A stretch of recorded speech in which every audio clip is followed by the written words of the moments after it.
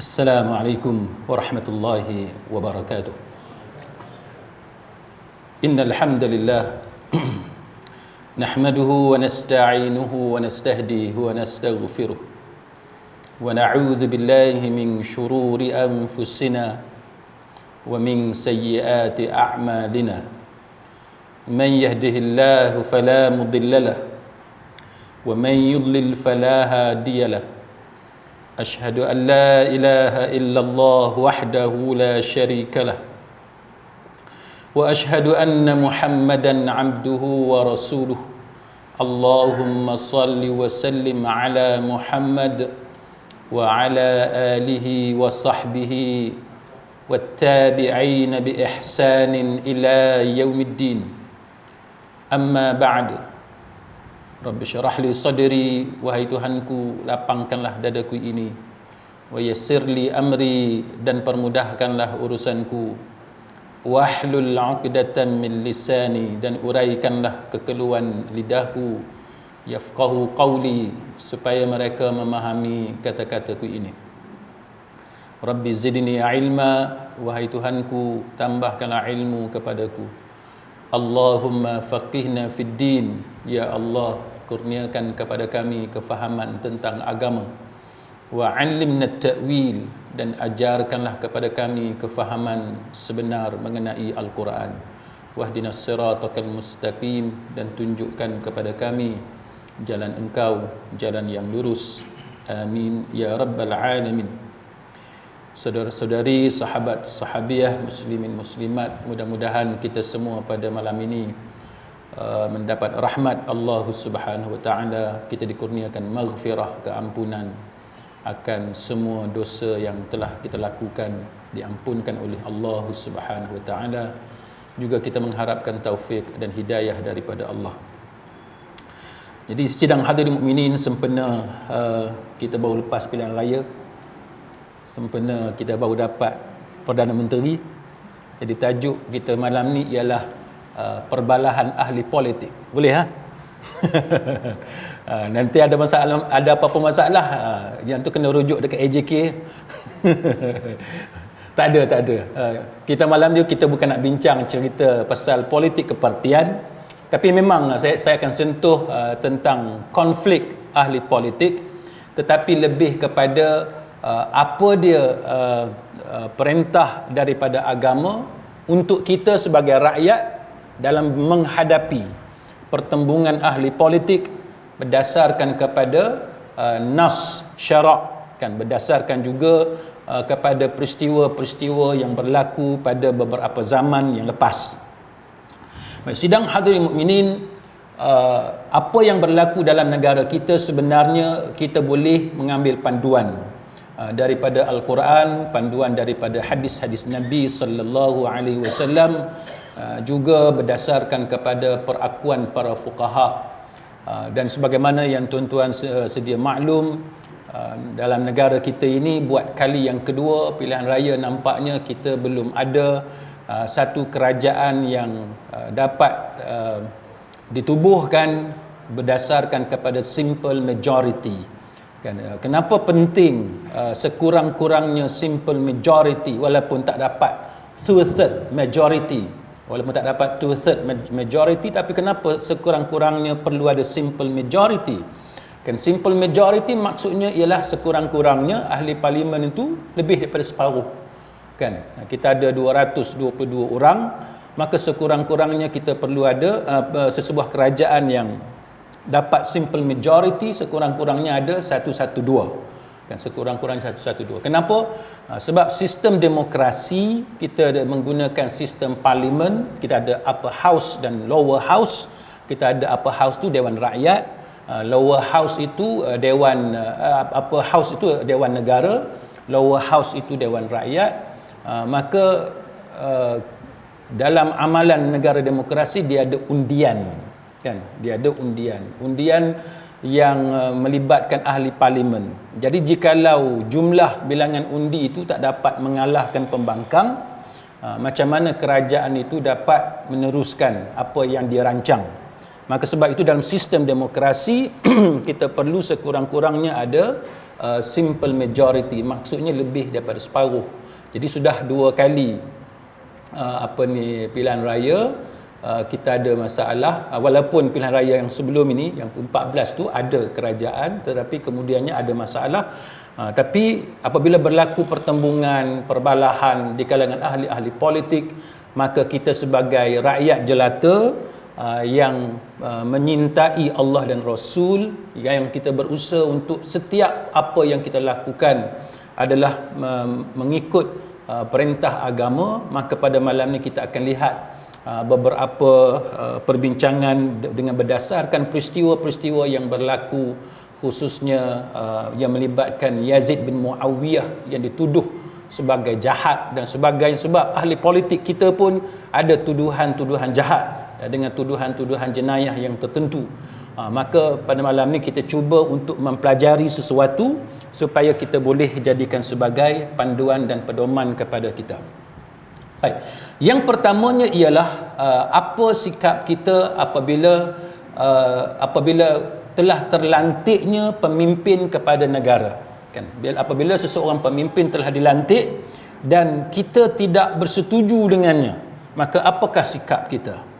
Maka dalam kitab As-Sunnah, fi kitab As-Sunnah yang dikarang oleh Al-Imam Al-Hasan bin Ali Al-Barbahari rahimahullahu ta'ala, dia kata apa? Dia kata barang siapa yang telah diberikan kepadanya kuasa dengan kesepakatan dan keredaan manusia padanya, maka dialah yang dikenali sebagai Amirul Mukminin.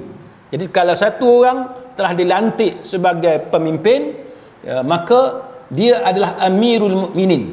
Maka Imam Ahmad bin Hanbal mengatakan bahawa tidak halal, tidak boleh, dan tidak boleh bagi seseorang dalam satu malam, walaupun satu malam, dia dalam keadaan berpendapat bahawa dia tidak ada ketua untuk dia bagi taat setia kepadanya, sama ada ketuanya itu baik ataupun jahat. Yang ni yang tuan-tuan kena tahu. Bila kita ada ketua tu telah diberikan jawatan dia telah dapat jawatan. Sesebuah negara, setengah-setengah negara, jawatan itu kita panggil presiden. Negara macam kita ni tuan-tuan, Perdana Menteri, kan? Bila telah dilantik Perdana Menteri, ataupun kita ada yang di Pertuan Agong dan seumpamanya, bila kita ada pemerintah maka Imam Ahmad bin Hanbal mengatakan bahawa sama ada pemerintah tu di sisi kita anggap dia satu orang yang baik, ataupun di sisi kita anggap dia sebagai seorang ketua yang tidak baik, mana jahat, maka dia kata tak boleh jikalau kita tidak memberikan taat setia kepadanya. Tak boleh. Kita sebagai orang Islam, bila ada pemimpin dah terlantik kepada jawatan itu, maka hendaklah kita taat setia kepadanya. Ini disebut oleh Imam Ahmad bin Hanbal. Baik. Kenapa kan para ulama seperti Imam Ahmad bin Hanbal dia berpendapat dengan pendapat sebegitu? Kita ni kadang-kadang kita ada satu orang pemimpin yang kita rasa baik, maka kalau dia yang dilantik, kita reda sebab dia pemimpin pujaan kita. Tapi ada di kalangan kita, bila dia tuduh satu-satu orang pemimpin itu sebagai dengan tuduhan tertentu, dan dia tak mau pemimpin itu diangkat sebagai Perdana Menteri, sebagai contoh, sebagai Presiden, sebagai Khalifah, sebagai Amirul Mukminin, dia tak setuju. Maka Imam Ahmad bin Hanbal dia kata bahawa ada beberapa contoh, kan, untuk kita perhatikan. Salah satunya tuan-tuan, dalam Sahih Muslim, dalam Kitabul Imarah, kan, Kitabul Imarah, Abdullah bin Umar, anak kepada Sayyidina Umar Khattab radhiyallahu anhu, dia pergi berjumpa dengan Abdullah bin Muti'. Dia pergi berjumpa dengan Abdullah bin Muti' ketika berlaku perang Hurrah ataupun Al-Harrah. Perang Hurrah ni tuan-tuan ataupun Al-Harrah ni ialah satu perang yang berlaku pada tahun 63 Hijrah, kan, 63 Hijrah. Harrah ni dia satu tempat, kalau tuan-tuan buka map, kan, tuan-tuan buka peta, Harrah ataupun Hurrah ni dia sebelah timur Madinah, kan, dia sebelah timur Madinah.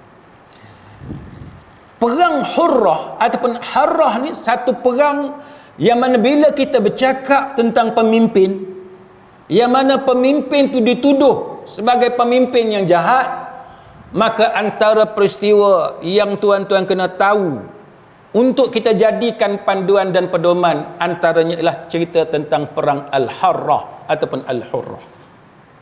Baik, kenapa? Sebabnya perang Al-Harrah ataupun Al-Hurrah ini pada tahun 63 Hijrah, Yazid bin Muawiyah telah sampai khabar berita kepada dia bahawa penduduk Madinah tak boleh terima dia. Penduduk Madinah tak boleh terima dia.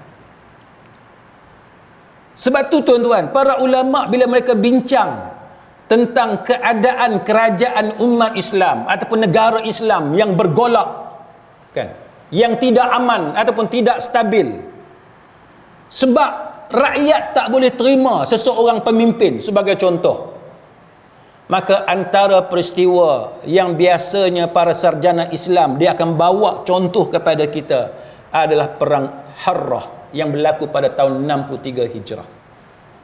Sebab kita tahu bahawa penduduk Madinah ni, Madinah adalah satu tempat yang mana ia adalah bumi di mana ramai para sahabat yang duduk di situ. Para tabi'in duduk di situ. Kan, para sahabat yang dibentuk oleh Nabi sallallahu alaihi wasallam, para ulama kan duduk di situ. Tempat Islam berkembang, kerajaan Islam tu bumi Madinah.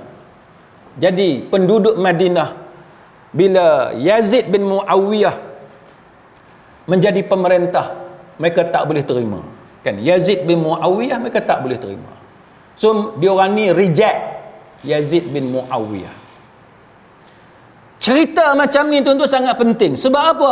Sebab kita di Malaysia, kita tak mau jadi macam negara umat Islam lain yang sampai hari ni masih lagi berperang. Kita tak mau.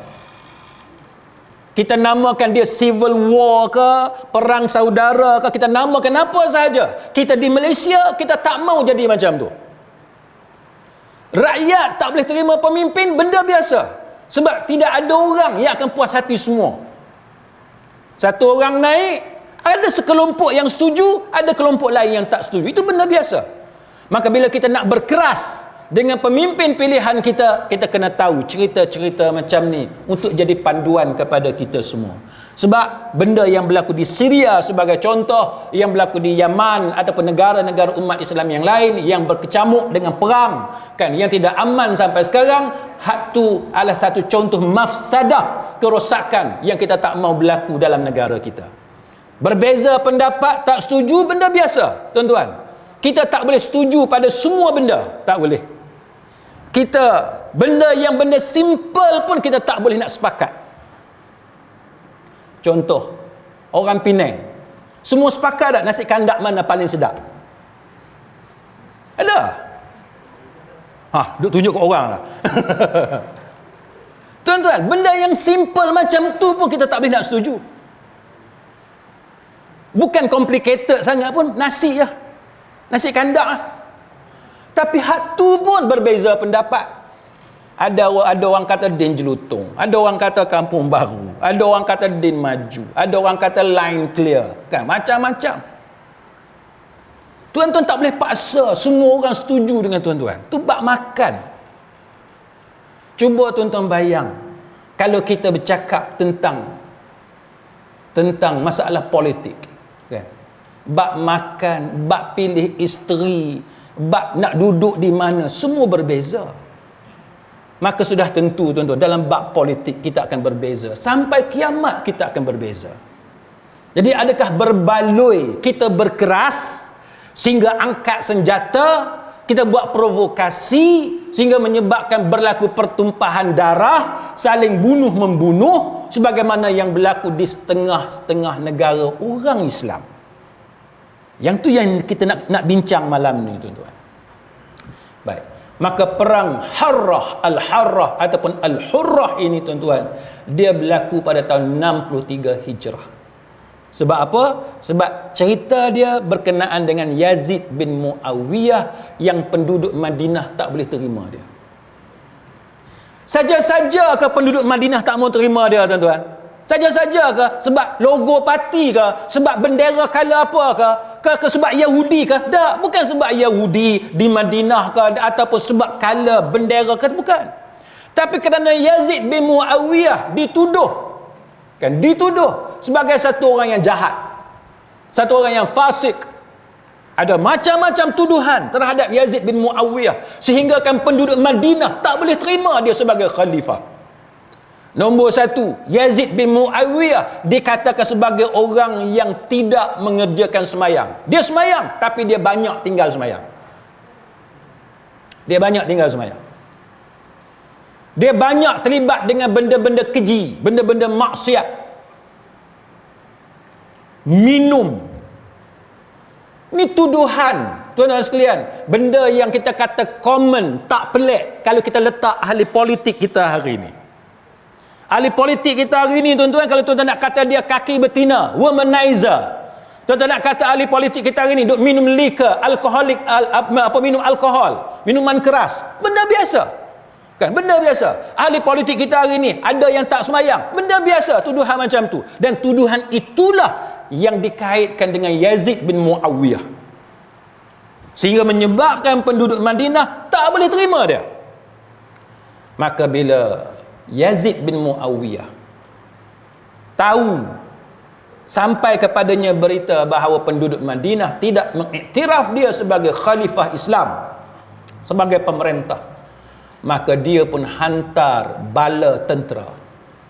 Dia hantar bala tentera, yang mana tujuan dia hantar bala tentera tu, dia bukan kata hantar untuk gempak penduduk Madinah, tak. Dia bukan niat untuk gempak, tapi dia memang niat hantar secara besar-besaran, kalau perlu bunuh, dan selesai di Madinah sambung pula ke Mekah. Itu Yazid bin Muawiyah. Al-Imam Ibn Kathir rahimahullahu ta'ala, dia cerita dalam kitab dia Al-Bidayah wan Nihayah, dia cerita macam mana Yazid bin Muawiyah dia hantar bala tentera dia bukan main-main, bukan untuk gempak, untuk gertak, tak, memang untuk bunuh. Ini cerita dia. Baik, maka bila dia sampai di situ, maka riwayat-riwayat yang menceritakan tentang peristiwa perang Al-Harrah ni mengatakan bahawa, contohnya Al-Hasan kata, kan, Hasan bin Ali kata, dia kata wallahi, dia kata demi Allah, dia kata hampir-hampir tidak ada yang selamat dalam serangan tu. Tuan-tuan tahu maksud dia apa? Hampir-hampir tak ada yang selamat dalam serangan tu. Maksud dia hampir-hampir semua mati. Tak ada seorang pun yang tinggal hidup, hampir-hampir maksud dia. Dia nak bagi tahu dahsyat pembunuhan yang dilakukan oleh tentera yang dihantar oleh Yazid bin Muawiyah. Dia hantar tentera tu, tuan-tuan, bukan dia hantar ke Afghanistan macam zaman kita sekarang. Bukan hantar ke Iraq, kan, bukan hantar ke Yaman. Tak, dia hantar ke Madinah. Apa maksud Madinah? Bila kita bercakap Madinah, dua aja, tuan-tuan. Tanah haram. Satu Mekah, yang keduanya Madinah. Tanah haram maksud dia apa? Tak boleh bunuh. Binatang kita nak berburu pun tak boleh. Tapi berlaku satu dosa besar yang mana dia menjadi satu panduan yang sangat berguna kepada kita hari ini, kan? Untuk kita teliti benda-benda yang macam ni. Apa yang berlaku? Sahabat-sahabat Nabi ramai yang terbunuh. Para penghafal Quran ramai yang terbunuh. Malah disebutkan juga gadis pun diperkosa. Inna lillahi wa inna ilaihi raji'un. Dan kita mengatakan bahawa kita teringat kepada apa yang pernah Nabi sallallahu alaihi wasallam peringatkan kepada kita semua, kan, sesiapa yang menakut-nakutkan ahli Madinah, yang menakut-nakutkan penduduk Madinah, maka Allah akan tanam ketakutan dalam dirinya, dan Allah, para malaikat dan semua manusia akan melaknatnya. Ini dosa kepada orang yang menimbulkan kekacauan di bumi Madinah. Dan itulah yang dilakukan oleh tentera-tentera Yazid bin Muawiyah akibat daripada penduduk Madinah tidak mengiktiraf pelantikan Yazid bin Muawiyah. Ni, tuan-tuan sekalian. Al-Waqidi contohnya, berdasarkan beberapa jalur riwayat, dia meriwayatkan daripada Abdullah bin Hanzalah, nak cerita macam mana penduduk Madinah ni punya tak boleh terima Yazid bin Muawiyah. Dia kata apa? Dia kata, wallahi, dia kata, kami tidak melakukan penentangan, pemberontakan terhadap Yazid bin Muawiyah, sehingga kan kami bimbang Allah Ta'ala menghujani kami dengan batu-batu azab dari langit. Maksud dia apa, tuan-tuan? Dia nak cerita bahawa kita bukan nak lawan sangat Yazid bin Muawiyah ni. Bukan nak lawan sangat Yazid bin Muawiyah. Tapi tak boleh terima Yazid bin Muawiyah sebab dosa, maksiat, keji, jelek yang dilakukan oleh Yazid bin Muawiyah, selayaknya Allah Ta'ala turunkan bala dari langit, batu siksaan azab dari langit ke atas dengan sebab dosa Yazid bin Muawiyah. Dia nak cerita macam tu. Maknanya bukan kata tuduhan kecil-kecil terhadap Yazid bin Muawiyah, bukan nak kata dosa biasa-biasa manusia, tapi kerana banyaknya, besarnya dosa yang dilakukan oleh Yazid bin Muawiyah menyebabkan penduduk Madinah tak boleh terima dia. Macam tu, tuan-tuan. Kita ni, tuan-tuan, datang parti A, tak setuju dengan ahli politik parti A. Pasal apa? 1, 2, 3, 4 kesalahan. Parti B gitu juga. Ni pula tak boleh terima. Pasal apa? 1, 2, 3, 4, 5 kesalahan. Kumpulan C macam tu juga. Ada je semua. Hak ni dia kata yang ni ada masalah. Hak sebelah sini pun kata yang sebelah sana ada masalah. Kita nak bagi tahu cerita yang lebih kurang sama berlaku, yang membawa kepada perang Al-Harrah kerana Yazid bin Muawiyah dituduh dengan pelbagai tuduhan menunjukkan bagaimana banyaknya dosa yang dia buat. Baik. Apa dia kata? Dalam riwayat Abdullah bin Hanzalah ni dia kata apa? Dia kata bahawa bahkan bukan Yazid seorang hak jahat. Bukan Yazid seorang jahat. Anak beranak dia, keluarga dia pun bergelumang dengan dosa yang sama. Anak dia, saudara mara dia pun minum khamar dan sering meninggalkan sembahyang, tak sembahyang. Ini dosa. Kalau khamar, kita mengaji khamar dosa hudud, jenayah hudud, dosa besar, minal kabair. Innamal khamru wal maisir wal ansab wal azlam rijsun min amali syaitan fajtanibuh. Kan? Khamar tu salah satu dosa besar. Rijsun min amali syaitan. Najis, kotoran daripada amalan syaitan. Siapa kata? Allah yang kata. Tu tahan lagi. Meninggalkan sembahyang. Tak sembahyang ni, tuan-tuan, kita dah mengaji dah. Tak sembahyang. Mazhab selain daripada mazhab Syafi'i, ada yang mengatakan bahawa siapa yang sengaja meninggalkan sembahyang, maka dia terbatal syahadah dia, terkeluar dari Islam.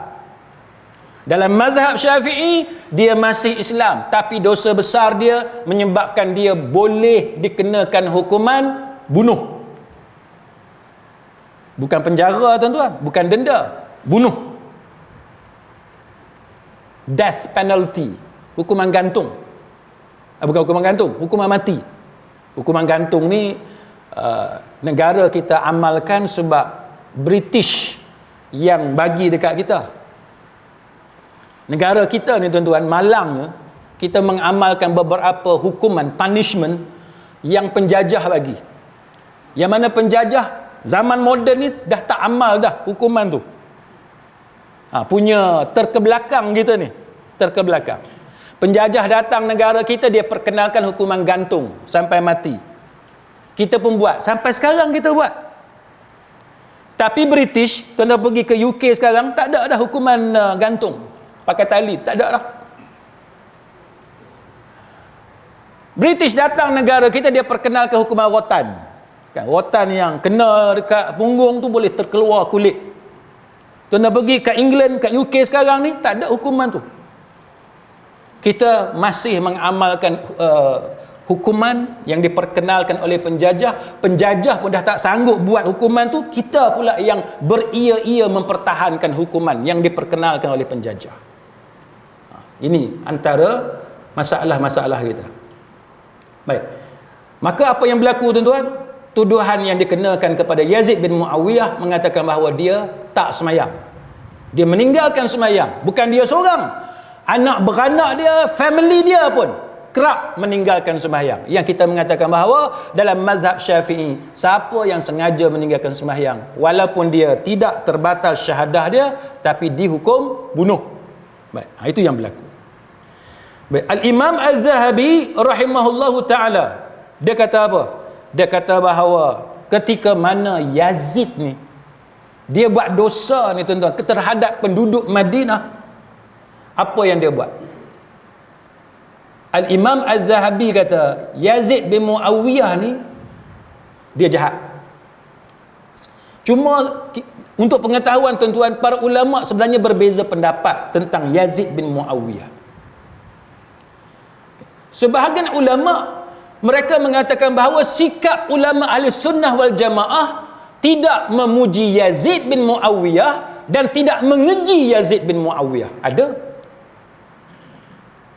Tetapi ulama seperti Al-Imam Az-Zahabi, dia kata bahawa antara kesalahan yang Yazid lakukan terhadap penduduk Madinah, masa dia buat benda-benda yang tak elok kepada penduduk Madinah ni, dia buat sambil dia minum arak.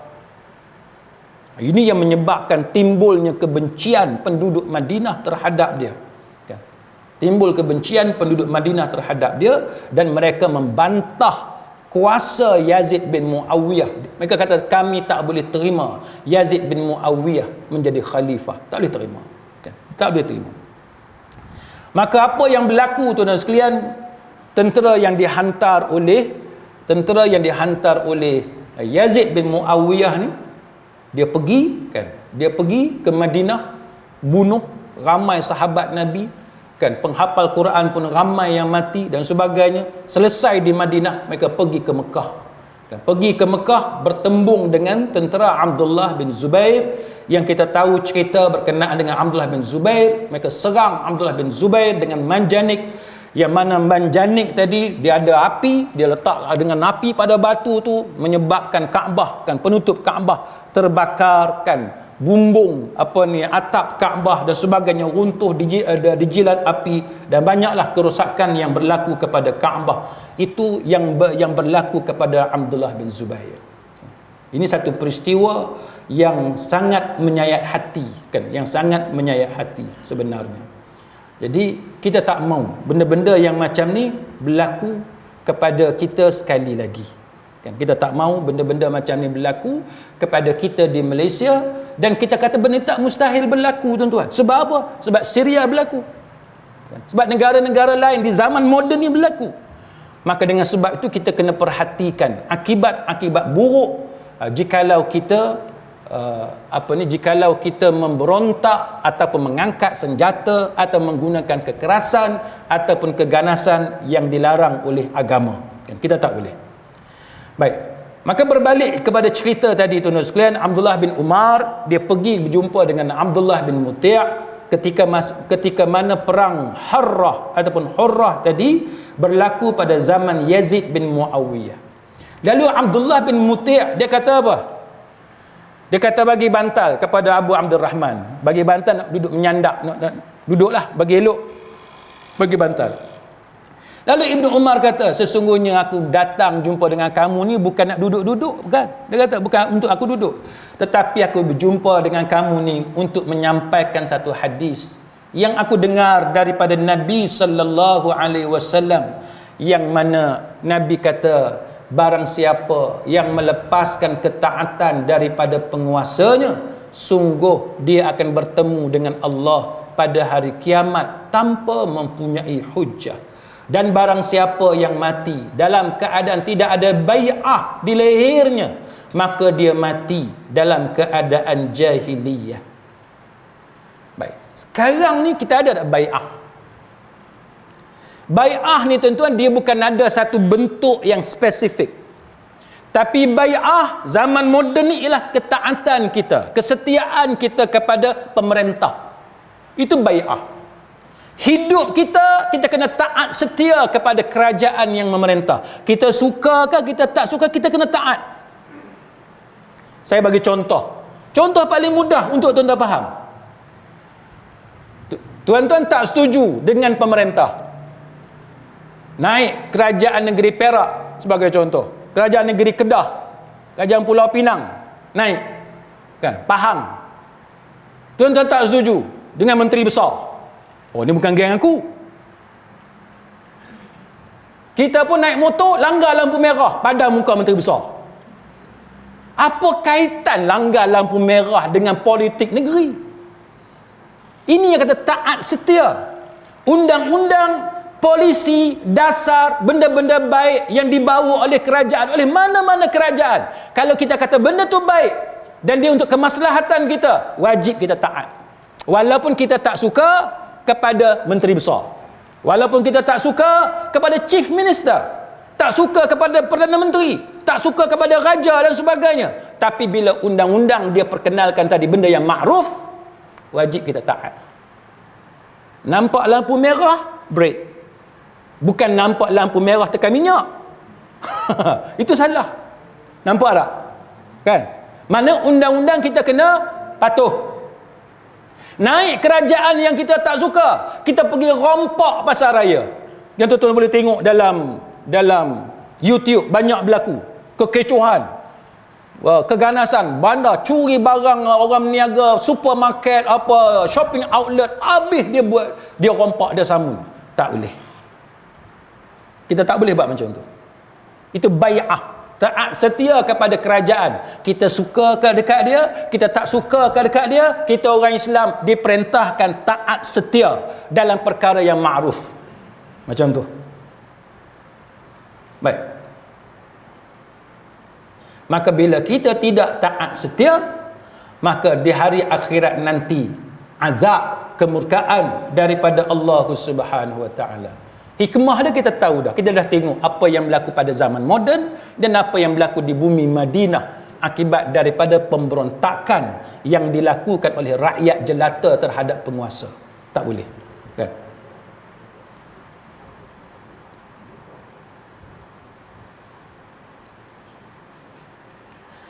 Al-Imam Az-Zahabi rahimahullahu ta'ala, dia kata apa? Dia kata kanat waqi'atul hurrah. Dia kata masa berlaku peristiwa Harrah ataupun Hurrah ni, dia kata penduduk Madinah, dia kata penduduk Madinah memberontak terhadap Yazid bin Muawiyah kerana dianggap sebagai dia ini terlalu sedikit taat dalam agama, menyebabkan Yazid menyiapkan tentera yang dipimpin oleh Muslim bin Uqbah. Dia hantar tentera dia dikepalai oleh satu orang nama dia Muslim bin Uqbah. Macam kita hari ni tuan-tuan, kita tak puas hati dengan satu-satu individu, kita tuduh dia macam-macam, maka kita kena ingat cerita yang disebut oleh Az-Zahabi, macam mana Yazid bin Muawiyah tadi pun mengalami tuduhan yang sama, kan? Menyebabkan rakyat memberontak. Pasal apa memberontak? Sebab Az-Zahabi kata kerana Yazid satu orang yang melampau-lampau dalam melakukan maksiat. Bukan sikit. Bukan sikit tuan-tuan. Dia melampau-lampau dalam melakukan maksiat. Cerita pemimpin, ahli politik buat maksiat ni benda biasa, tuan-tuan. Kita tak kata semua orang. Kita tak kata semua pemimpin dah. Tapi nak cerita ahli politik, orang yang ada kuasa ni, bila dia pegang kuasa, dia melampau dengan kuasa dia, kan? Ni benda biasa. Ini yang Al-Imam Az-Zahabi cerita. Macam kita sekarang lah, kan? Tuan-tuan jadi orang yang paling berkuasa, Siapa yang berani kata no dekat tuan-tuan? Siapa berani kata? Tak ada orang berani kata. Sebab kita very powerful. Semua orang harapkan kita, projek pun minta dengan kita, duit pun minta dengan kita, nak approve apa-apa minta dengan kita, nak Datuk Syip pun minta dengan kita. Datuk Syip apa dah? Datuk Syip tahu? Datuk Datuk Syip, orang putih panggil Datuk Syip. Ni orang kata kapal Datuk mana pula? Bukan kapal Datuk. Datuk Syip tu mana gelaran Datuk, pingat tu. Nak Datuk tu pun minta dengan kita, recommendation kita, menyebab kita ni rasa hebat. Ini perangai manusia. Bila dia ada kuasa yang besar, dia mudah lupa daratan, menyebabkan orang tak berani kata no dekat dia. Tuan ingat pilihan raya hak dulu, bukan hak baru ni, hak dulu. Saya ingat masa tu saya tengok TV3, Datuk Seri Najib, wartawan interview dia, bila dia hampir-hampir kalah di Pekan, tapi dia menang. Kan? Apa dia cerita? Kan? Dia cerita macam mana dia ni gelisah, takut, hampir-hampir kalah. Daripada mulut dia ni tuan-tuan. Bukan kata kita dengar cerita orang, dia sendiri bagi tahu dekat reporter TV3 interview dia. Dia kata orang-orang dia, orang kata jangan bimbang Datuk, tak ada masalah apa semua. Ni orang kanan. Orang kanan ni pun serba salah. Nak kata Datuk kalah mampu ya. Berani kata Datuk akan kalah Datuk. Tak boleh. Nanti Datuk marah. Jadi nak tak nak, semua orang bawah ni kata jangan risau Datuk, semua beres kan. Semua settle. Orang bawah ni. Apa jadi?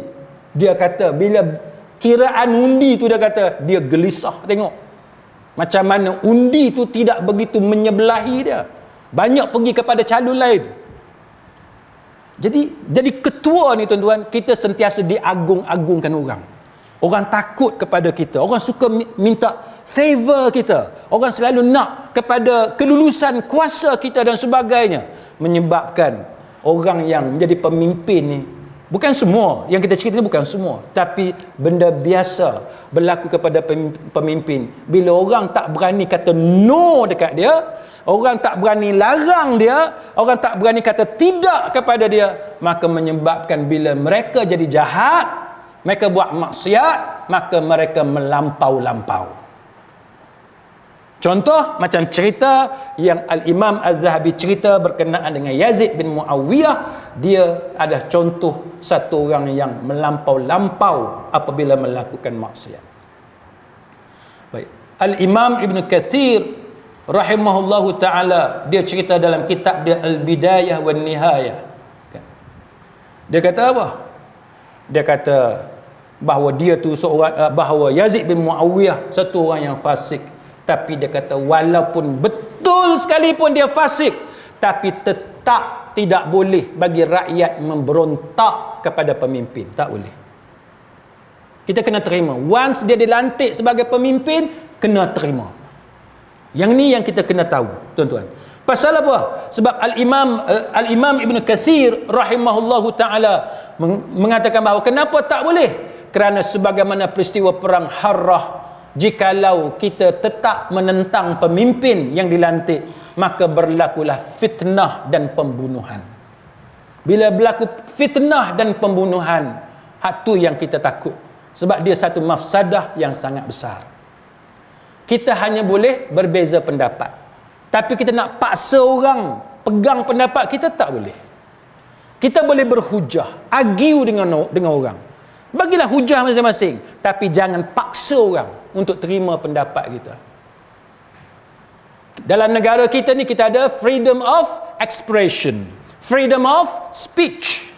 Maka kita boleh mengamalkan kebebasan itu. Bagi pendapat yang berbeza, tak mengapa. Kita nak kritik mahkamah pun boleh, kita nak kritik yang di Pertuan Agong pun boleh, tapi dia ada adab.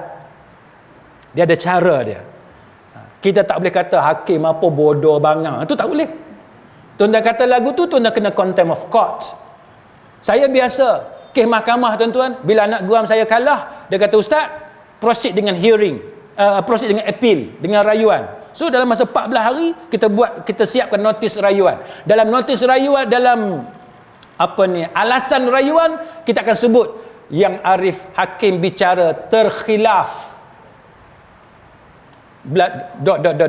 Kita sebut yang arif hakim bicara terkhilaf. Guna bahasa tu bagi elok. Terkhilaf. Terkhilaf maknanya tersilap. Kita kata hakim tersilap boleh, tapi jangan tulis yang arif hakim bicara bodoh. Sebab apa? Sebab dia tak timbang bukti begini-begini. Yang arif hakim bicara jahil, sebab begini-begini. Tak boleh. Yang tu tak boleh. Walaupun maksudnya ke arah itu, kan, maksud itu ke arah itu, hakim ni dia tak guna knowledge dia, tapi kita tak boleh guna perkataan bodoh, bangang dan sebagainya. Maka kita sebagai rakyat jelata, tuan-tuan tak setuju dengan menteri besar ke, dengan chief minister ke, dengan istana ke, dengan mahkamah, boleh tak setuju, tapi patuhi adab dia, ada ethics. Baik. Maka Imam Ibn Katsir kata yang dilarang. Kenapa kita dilarang menentang menggunakan kekerasan? Sebab dia kata nombor satu, fitnah. Yang kedua, huru-hara yang menyebabkan pembunuhan. Yang tu yang kita tak mahu. Yang tu yang kita tak mahu. Baik.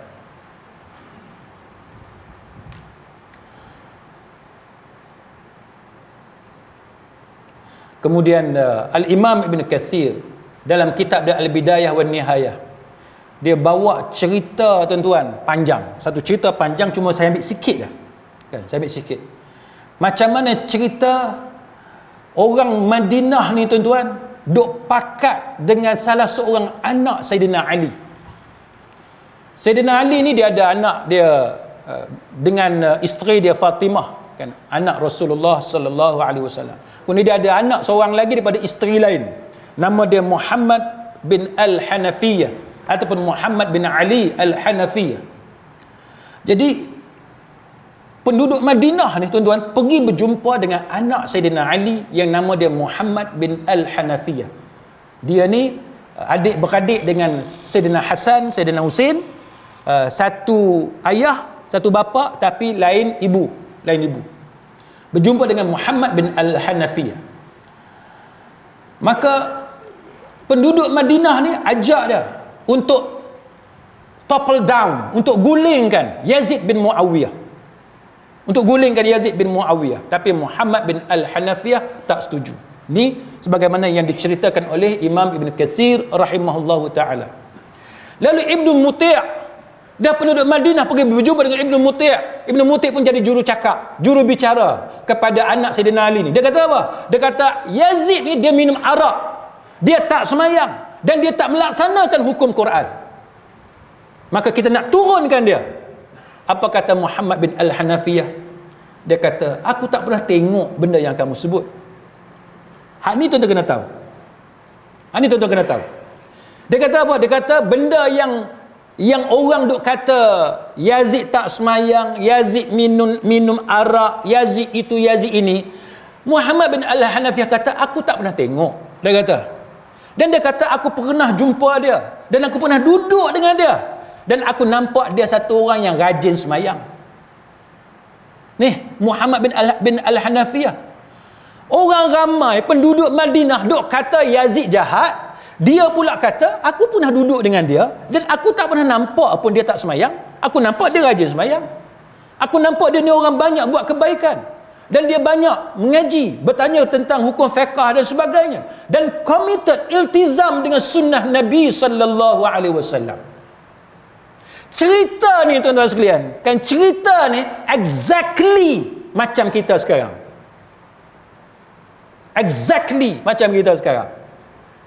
Contoh, kita ambil lah Perdana Menteri kita, boleh sebut lah, ke tuan-tuan dah mulai ketakutan lah. Ni saja melawak lah. Katalah Perdana Menteri kita, ada orang kata dia jahat, dia itu, dia ini. Tapi saya nak tanya tuan-tuan, adakah semua kita ni tahu cerita macam tu?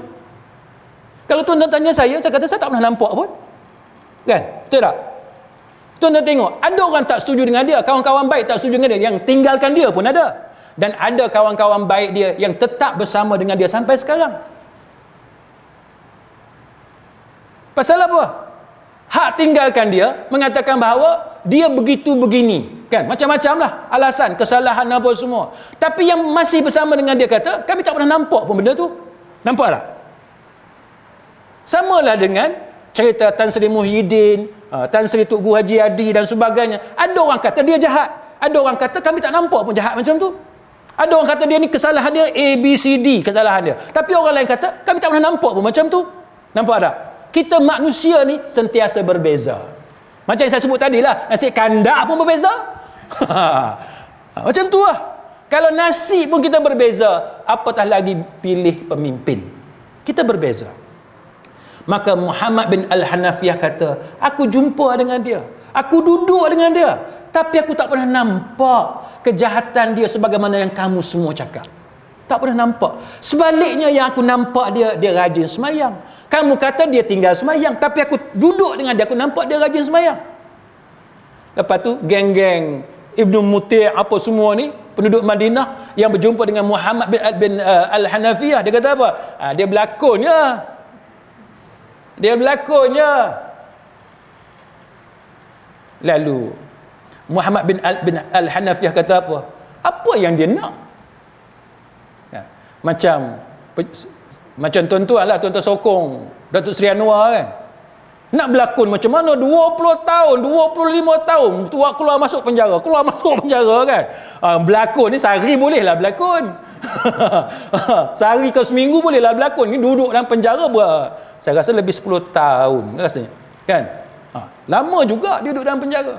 Nak berlakon macam mana? Jadi kita berbeza pendapat, kita sentiasa berbeza pendapat. Lalu Muhammad bin Al-Hanafiyah kata, apa yang dia harap daripada aku untuk dia berpura-pura? Maka Muhammad bin Al-Hanafiyah kata, apakah kamu melihat pada dirinya benda yang kamu nampak tu, dia minum khamar, benda yang kamu nampak dengan itu, apakah betul yang kamu nampak seperti itu? Kalau kamu tidak nampak, maka tidak halal untuk kamu bersaksi atas benda yang kamu tak nampak. Tuan-tuan faham tak? Maksud dia gini, kalau kita sendiri tak pernah tengok, tutup mulut. Kalau kita sendiri tak pernah tengok dengan mata kita, tutup mulut. Orang duk kata Datuk Seri Anwar dengan kesalahan seksual, tuan-tuan nampak tak? Tak nampak, tutup mulut. Orang duk cerita pasal Tok Guru Haji Adi, orang duk bercakap pasal Tan Sri Muhyiddin, duk bercakap pasal Azmin Ali. Oh, ni gambar Azmin Ali yang terbaru, keluar dia pun hantar. Tuan-tuan, hari ni dengan video, dengan gambar, macam-macam orang boleh buat. Kita tak tahu dia datang daripada mana. Kononnya Azmin Ali, kononnya apa lagi nama, macam-macam lah. Tuan-tuan berani ke kalau saya pinjam kata-kata Muhammad bin Al-Hanafiyah, kalau kamu sendiri tak nampak, kamu berani bersaksi dengan benda yang kamu tak nampak? Ini jalan paling selamat. Jalan paling selamat, tuan-tuan, kalau orang cerita pasal pemimpin, kita tak kiralah yang mana satu, pemimpin yang ada kat atas tu, kalau benda yang kita tak pasti, baik tutup mulut. Kecuali kita pasti dengan ilmu kita. Contohnya mahkamah dah sabitkan hukuman sebagai contoh, kan, satu negara dah tahu dah keputusan mahkamah, itu cerita lain kan. Mana kalau orang nak saman kita defamation, tak boleh sebab memang ada keputusan mahkamah, itu cerita lain. Tapi kalau sekadar dakwaan, orang viral, tambah-tambah sekarang TikTok kan, dengan TikTok ni pun satu hal juga. Hati-hati kan, hati-hati. Lalu Muhammad bin Al-Hanafiyah kata, Allah menolak kan kesaksian orang seperti ini. Allah Ta'ala tolak. Maka Muhammad bin Al-Hanafiyah kata, aku tidak membenarkan peperangan dengan alasan perkara yang kamu inginkan terhadap aku ke atasnya. Sama ada pengikut ataupun tak ada pengikut, dia kata dia tak peduli. Baik, kita bagi ruang untuk azan.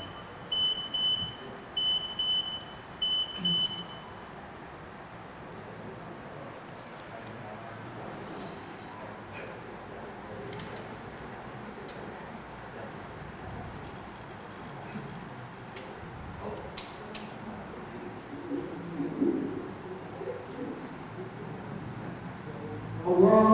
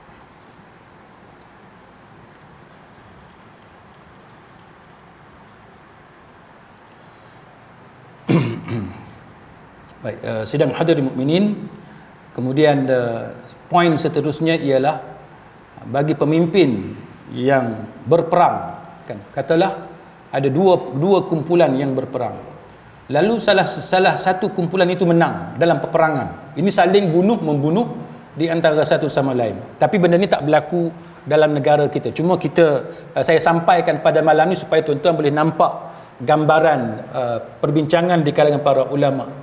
Baik. Contohnya disebut oleh Al-Imam Ahmad rahimahullahu taala. Dia kata apa? Sebagaimana yang diriwayatkan sebagaimana yang diriwayatkan daripada Imam Ahmad. Dan barang siapa yang mengalahkan mereka, iaitu pemimpin negara sebelumnya. Mana pemimpin negara sebelum tu kalah. Kalah tu dengan pedang. Perang ataupun bunuh. Bagi kita kata ni jahat, kita tak boleh terima pemimpin macam ni. Tapi tuan-tuan kena tengok macam mana pendapat para ulama seperti Imam Ahmad. Dia kata sesiapa yang mengalahkan pemimpin negara walaupun dengan pedang sekalipun, sehingga dia jadi khalifah dan dipanggil sebagai Amirul Mukminin, padahal dia menggunakan kekerasan dan dia jadi kerajaan, dia jadi pemimpin, maka tidak boleh bagi orang yang beriman kepada Allah dan hari akhirat bermalam, maknanya berlalu malam tu, tidur malam tu dengan masih beranggapan tidak ada pemerintah untuk diberikan taat setia, sama ada imam itu seorang yang baik ataupun imam itu seorang fajir, jahat. Tak kira dia baik atau jahat, itu tidak relevan, itu tidak masuk dalam consideration. Once dia dah pegang, naik takhta, pegang jawatan tu, kita sebagai orang Islam kena taat setia. Itu Imam Ahmad kata. Dan Imam Ahmad dia berhujah dengan pendapat Ibnu Umar, pegangan Ibnu Umar. Ibnu Umar kata apa? Wa usalliya, dia kata dia semayang. Wara'a, dia semayang belakang siapa? Dia semayang di belakang orang yang menang dalam perebutan kuasa. Sama ada orang tu baik ataupun orang jahat, dia tetap jadi makmum. Dia ikut jadi imam. Orang tu jadi imam, pemerintah jadi imam. Tak kira imam tu orang baik ataupun fajir, jahat ataupun berdosa, tak kira. Kalau kita nak buat macam setengah-setengah tempat, buat 2 masjid, buat tempat lain ataupun setengah yang dilaporkan dalam media, diangkat imam tu tuan-tuan, pergi letak kat luar, jadi apa? Memanglah kita tak suka ke imam tu atas sebab-sebab tertentu dan kita kata hujah kita kuat, tapi agama tidak pernah mengajar kepada kita pergi angkat imam, pergi buang kat luar. Tak ada. Walaupun kita tak suka ke dia, kita tetap semayang di belakang dia.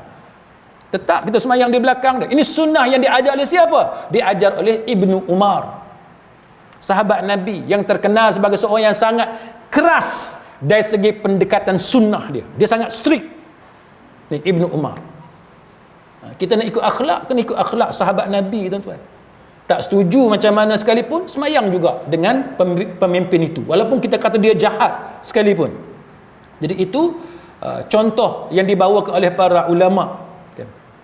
Dan Ibnu Umar pada zaman fitnah maksudnya zaman ketika mana orang Islam saling berbunuh-bunuhan antara satu sama lain, perang, kan, civil war, perang saudara dan sebagainya. Maka pada zaman fitnah, Ibnu Umar bila dia mendatangi seseorang amir ataupun pemimpin umat Islam, maka dia tetap semayang di belakang dia dan dia bayar zakat kepada pemerintah berkenaan. Itu cara yang betul, kan? Itu cara yang betul. Baik.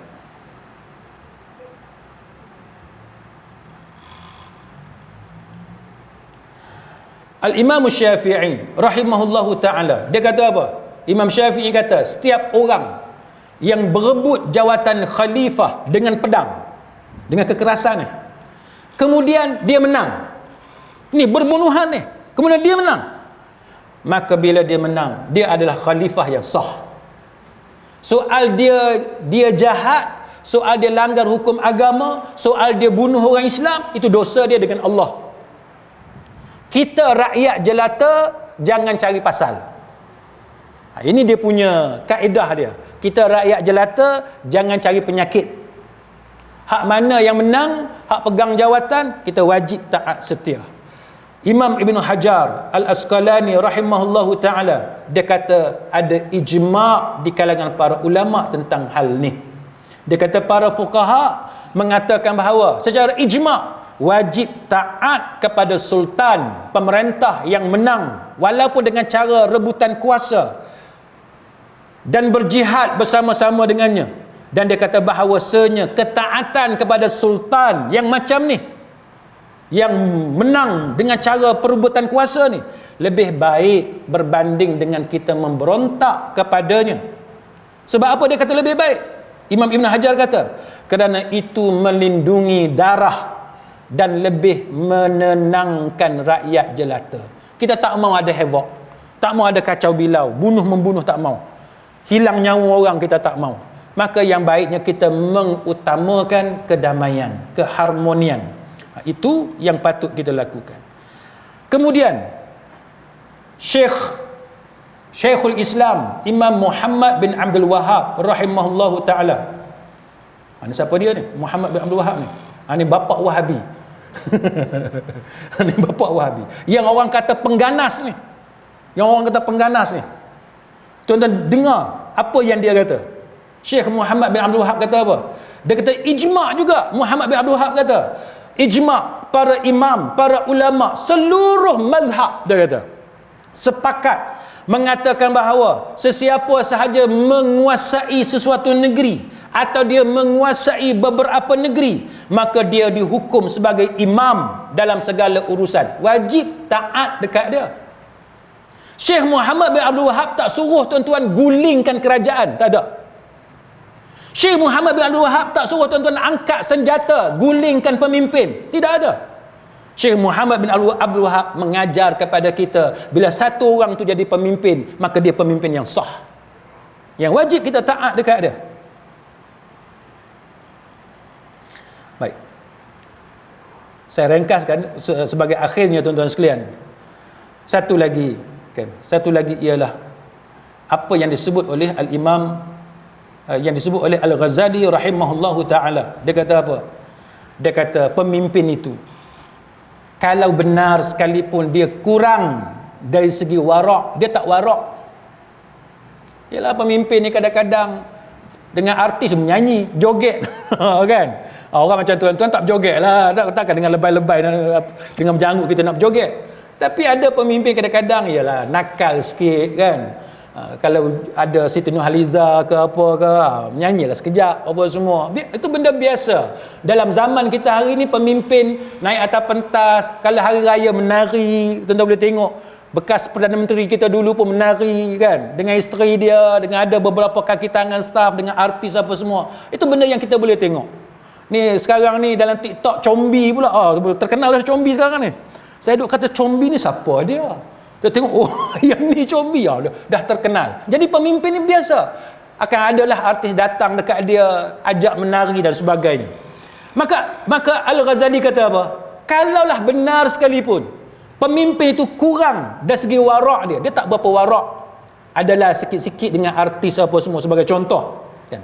Ataupun kurang dari segi ilmu dia ni jahil kan, tak reti tentang hukum hakam, ataupun pemimpin itu fasik, yang mana kalau kita gulingkan dia, kita turunkan dia daripada takhta dia, jawatan dia, akan berlaku fitnah yang tidak boleh dikawal.